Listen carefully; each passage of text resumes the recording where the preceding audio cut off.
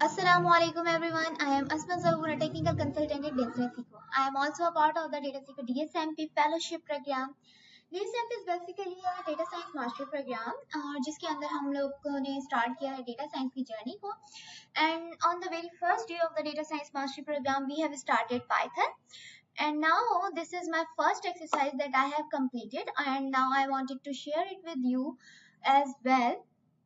So, on the very first lecture of the DSMP program, we have almost covered the basics and essentials of Python. So that's all here. Well, there is some exercises. There are 7 exercises that I have covered about the essentials of Python. सबसे पहले हमारे पास आते हैं comments. Exercise 1 comments Python के अंदर 2 तरह के होते हैं. वैसे तो कमेंट जो है पाइथन एक ही अलाउ करता है, वो होता है single line comment. Single line comment is basically applied by hash character, यानी कि हम लोगों ने एक हैश पुट करना होता है किसी भी लाइन को कमेंट बनाने के लिए. और इसके अलावा हमारे पास क्या होता है कि जब क्योंकि Python multi line comment allow नहीं करता, तो इसलिए यहाँ क्या सिनेरियो है कि जब हमें मल्टी लाइन कमेंट बनाना होता है तो हम 3 इन्वर्टेड कॉमास के अंदर इसको अपनी किसी भी मल्टी लाइन कमेंट्स को लिखते हैं, जैसे कि मैंने यहाँ पर भी लिखा हुआ है. ठीक है. इसी के अलावा जो मेरा पहली एक्सरसाइज का टास्क था वो था कि मैंने अपना नाम प्रिंट करना है, और मैंने अपने नाम को और इसी चीज को मैंने एक्सप्लेन करना है सिंगल लाइन और मल्टी लाइन कमेंट्स के अंदर, जो कि मैंने यहाँ पर एक्सप्लेन किया है. यहाँ सिंगल लाइन कमेंट के अंदर भी मैंने इसको एक्सप्लेन किया है कि किस तरह से नाम प्रिंट हो रहा है, और यहाँ मल्टी लाइन के अंदर भी पूरा सिनेरियो डिफाइन किया है. इसके बाद मैंने प्रिंट मेथड को, जो कि एक बिल्ट इन मेथड है, उसको कॉल किया है, जिसमें मैंने एक स्ट्रिंग पास करवाई है, और वो स्ट्रिंग बेसिकली मेरा नाम है. अब वो स्ट्रिंग बेसिकली होता क्या है? स्ट्रिंग होता है हमारे पास करेक्टर्स, यानी हम कह लेंगे कलेक्शन ऑफ करेक्टर्स, या इस तरह से हम उनको कह सकते हैं कि जब हमारे पास सीक्वेंस ऑफ करेक्टर को हम स्ट्रिंग्स कहते हैं, और उनको हम इन्वर्टेड कॉमास के अंदर पास करवाते हैं जब हमें उन्हें कंसोल पे लाना होता है. प्रिंट मेथड बेसिकली कंसोल पे आउटपुट दिखाने के लिए इस्तेमाल होता है. सेकंड एक्सरसाइज थी एरर आइडेंटिफिकेशन. इस एक्सरसाइज के अंदर हमें कुछ पॉइंट्स दिए गए थे जिसके अंदर हमें एरर आइडेंटिफाई करना था, करना होता है, like print welcome to python, result 10/0, my list, print my list 3. तो इस तरह हमें एरर आइडेंटिफाई करने थे, जो हमने यहाँ पर किया आइडेंटिफाई. प्रिंट वेलकम के अंदर हमारे पास होता है सिंटेक्स एरर, यानी यहाँ पर मैंने जो है ब्रैकेट को क्लोज नहीं किया, जिसकी वजह से मुझे एरर शो होगा, और जिसका राइट मेथड है ये वाला. ठीक है. इसी तरह रिजल्ट 10/0 मैथ के अंदर हम किसी भी चीज को 0 से डिवाइड नहीं कर सकते, यानी किसी भी इंटीजर को या फ्लोट को हम 0 से डिवाइड नहीं कर सकते. तो ये हमें कौन सा एरर देगा? Division bye 0 is not possible का हमें एरर मिलेगा, which is also a run time error. और इसको हम सही करके इस तरह से लिख सकते हैं, यानी हम 10 को 0 के बजाय किसी और चीज से डिवाइड करवाएं. सिमिलरली हमारे पास माई लिस्ट था, जहां पे हमने लिस्ट बनाते हुए फिर ब्रैकेट की मिस्टेक की थी, तो ये वही सिंटेक्स एरर था.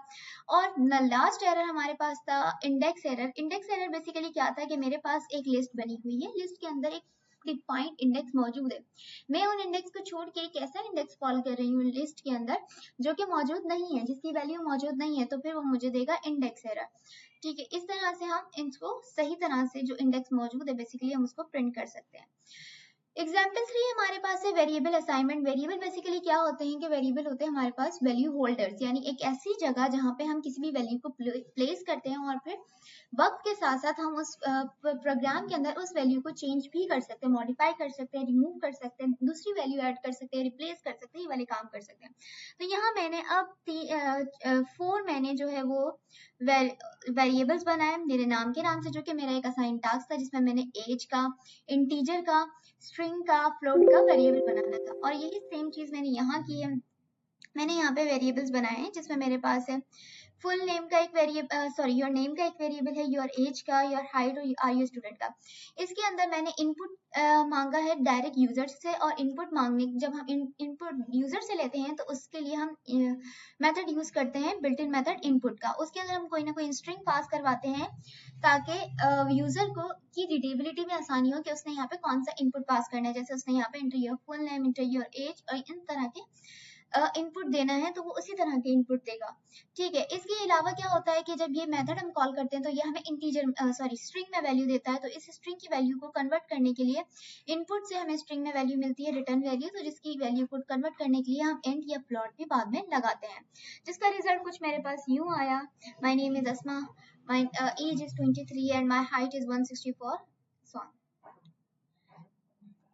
डिस्क्रिप्टिव वेरिएबल्स हमारे पास क्या होते हैं? डिस्क्रिप्टिव वेरिएबल्स फोर्थ एक्सरसाइज काम करती है, मतलब इधर ये जो टास्क मिला था वो है डिस्क्रिप्टिव वेरिएबल का। डिस्क्रिप्टिव वेरिएबल बेसिकली क्या होते हैं कि जब हम किसी वेरिएबल को डिफाइन करें तो हम उसको प्रॉपर नेम के साथ डिफाइन करें। ठीक है, अगर मैं इस तरह से किसी भी वेरिएबल को डिफाइन कर रही हूँ ए बी सी, तो कोई भी बंदा इसको देखकर नहीं समझ सकता था कि बेसिकली यहाँ पे काम क्या हो रहा है। ठीक है, ये वेरिएबल किस चीज का है, क्यों है। पर अगर इन्हीं वेरिएबल्स को मैं इस तरह से डिफाइन करूँ और फिर मैं ये बताऊं कि मेरे पास प्रोडक्ट कौन सी आई है, तो ये मेरे पास एक डिस्क्रिप्टिव वेरिएबल है, यानी मैंने वेरिएबल्स को डिस्क्राइब किया है कि ये वेरिएबल किस चीज का है। लाइक मैंने जिस तरह से यहाँ पर अगर नेम का वेरिएबल बनाया तो मैंने लिखा योर नेम, एज का बनाया तो योर एज, इस तरह से। 5 एक्सरसाइज के अंदर हमने टाइप्स एंड ऑपरेशन को डिस्कस किया। नॉर्मली न्यूमेरिक टाइप्स क्या होती है हमारे पास? न्यूमेरिक जो टाइप्स होती है वही होती है इंटीजर, फ्लोट, कॉम्प्लेक्स नंबर। ये हमारे पास न्यूमेरिक किसी भी नंबर की न्यूमेरिक टाइप्स होती हैं, यानी डेटा जो हमारे पास नंबर्स का डेटा आ रहा है और नंबर्स डेटा की ये टाइप्स होती हैं। इंटीजर हमारे पास होते हैं पॉजिटिव और नेगेटिव दोनों, ये डेसिमल में नहीं होते। फ्लोट के अंदर हम डेसिमल पॉइंट्स को लेते हैं। कॉम्प्लेक्स नंबर हमारे पास मोस्टली होते हैं इमेजनरी और रियल पार्ट के अंदर, जो कि यहाँ पे हमने डिफाइन भी किए हैं। जब हम किसी भी वैल्यू को जब हम किसी भी वेरिएबल को कोई वैल्यू असाइन करते हैं तो हमारी पाइथन के अंदर जो वेरिएबल है वो उसी वक्त डेटा टाइप समझ जाता है। लेट सपोज अगर मैं इंटीजर 1 बना के 4 असाइन कर रही हूँ, वेरिएबल का नाम मैंने इंटीजर 1 रखा है, तो वो समझ जाएगा कि वो खुद ही ऑटोमेटिकली समझ जाएगा कि इसका जो डेटा टाइप है इस वेरिएबल की वो इंटीजर है। लेकिन अगर मैं इंटीजर 1 लिख के वेरिएबल का नाम और वहाँ पे कोई स्ट्रिंग पास कर रही हूँ तो नाम से कोई फर्क नहीं पड़ेगा। जब मैंने वैल्यू पास की तो वहां पे उसमें ये वो समझेगा कि ये चीज स्ट्रिंग की, यानी ये वेरिएबल जो है वो स्ट्रिंग का है, नाम चाहे कुछ भी हो। ठीक है, उसके बाद हमारे पास आ जाता है कि हमने जो मेथड्स के ऊपर ऑपरेशन अप्लाई की, जैसे हमने यहाँ पे प्लस की ऑपरेशन अप्लाई की, यहाँ हमने माइनस की ऑपरेशन, हमने फिर मल्टीप्लीकेशन की ऑपरेशन अप्लाई की, और जब हमने जीरो की ऑपरेशन अप्लाई की तो वही चीज कि हमारे पास जीरो से कोई चीज डिवाइड नहीं हो सकती। एक्सरसाइज 6 के अंदर हमारे पास बिल्ट इन फंक्शंस मौजूद है। बिल्ट इन फंक्शंस को हमने यूज करते हुए कुछ टास्क परफॉर्म किए हैं कि हमने लिस्ट बनाई है। इसके अलावा हमने उसके अंदर से एब्सोल्यूट, मैक्सिमम और मिनिमम फंक्शन पॉइंट आउट किए। इसके अलावा हमने क्या किया है कि अप्रोप्रिएट मैसेज प्रिंट करवाया है। हमने एक लिस्ट बनाई, हम पहले सबसे क्या किया, यूजर से इनपुट लिया। यूजर से इनपुट लेने के बाद हमने उसको स्प्लिट करके लिस्ट में असाइन किया। लिस्ट में असाइन करने के बाद फिर हमने उसको स्ट्रिप करते हुए एक नई लिस्ट बनाई। ठीक है, ये वो वाला मेथड था जो मेन लॉजिक थी जिसके जरिए हमने लिस्ट बनाई यूजर से इनपुट लेते हुए।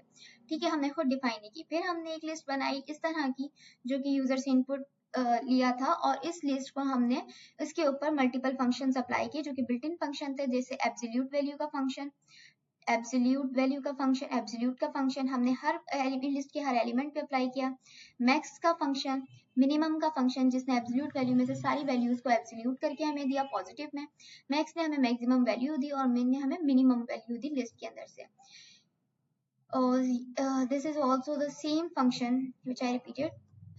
एक्सरसाइज 7 के अंदर हमने अर्थमेटिक ऑपरेशंस को यूज करते हुए एक सिंपल कैलकुलेटर बनाया। सबसे पहले हमने दो नंबर्स डिफाइन किए, उनका इनपुट हमने लिया किससे, यूजर से। फिर हमने कुछ प्रिंट स्टेटमेंट डिफाइन किए जिसमें हमने सिलेक्शन बताई कि आप यूजर ने आगे एडिशन करनी है उन नंबर्स पे जो उसने दिए हैं, सब्ट्रैक्ट, मल्टीप्लिकेशन या डिवाइड। फिर हमने उसी के हिसाब से इफ एल्स की कंडीशन लगा के हमने उसके हिसाब से ये सारे नंबर्स को असाइन किया, ऑपरेशंस बनाए। तो इस तरह से हमारे पास ये नंबर है।